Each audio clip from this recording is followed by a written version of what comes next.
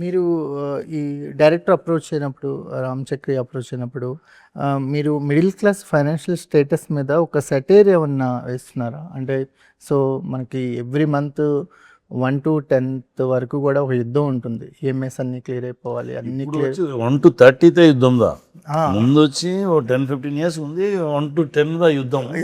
ఇప్పుడు 30 1 to 30 everyday యుద్ధందా? Everyday. ఎందుకంటే ఒక ఈఎంఐ 7th వస్తే ఎక్కువ ఈఎంఐ 17th వస్తుంది, 17th వస్తుంది, ఎక్కువ ఈఎంఐ 26లో వస్తుంది.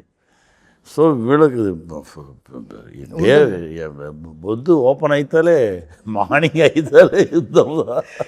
సార్ వెరీ రిలేటబుల్ అనిపిస్తుంది సార్. ఈవెన్ నా లైఫ్ కూడా రిలేటబుల్గా అనిపిస్తుంది.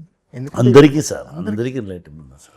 సో మీరు ఈ కథలో మీరు కానీ గౌతమ్ వాసుదేవ్ మీనన్ కానీ ఉన్నప్పుడు మీరంతా ఒక డైరెక్టర్ స్టార్డ్ ఆర్టిస్టులు కదా. ఇప్పుడు గౌతమ్ వాసుదేవ్ మీనన్ గారు కూడా చాలా సినిమాల్లో కనిపిస్తున్నారు, కానీ మీరు కొంచెం వేరే పాత్రలోకి వెళ్ళిపోయారు. ఒక సీజనల్ ఆర్టిస్ట్ లాగా అయిపోయారు.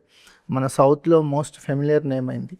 మీ ఇమేజ్ ఇలాంటి కథలకు అవసరమైనప్పుడు మీరు వచ్చేస్తున్నారు. మీరు కామాఖ్య లాంటి మూవీస్ చేస్తున్నారు, రామం రాఘవం లాంటి మూవీస్ చేస్తున్నారు. ఆ కాంబినేషన్స్, ఆ సినిమాలు మౌంట్ అవటానికి మీరు వన్ ఆఫ్ ద రీజన్ అవుతున్నారు కదా. దీన్ని ఎలా చూడవచ్చు? మనం వెతుకుతున్నారు, మనం కరెక్ట్గా ఉంటాము ఈ విషయానికి వాళ్ళు అనుకున్నా కాబట్టి దానికి వాళ్ళ వెనకాల వెళ్ళి వాళ్ళ చేయి పట్టుకొని మనం కూడా నిలుచుకుంటాం అంతే.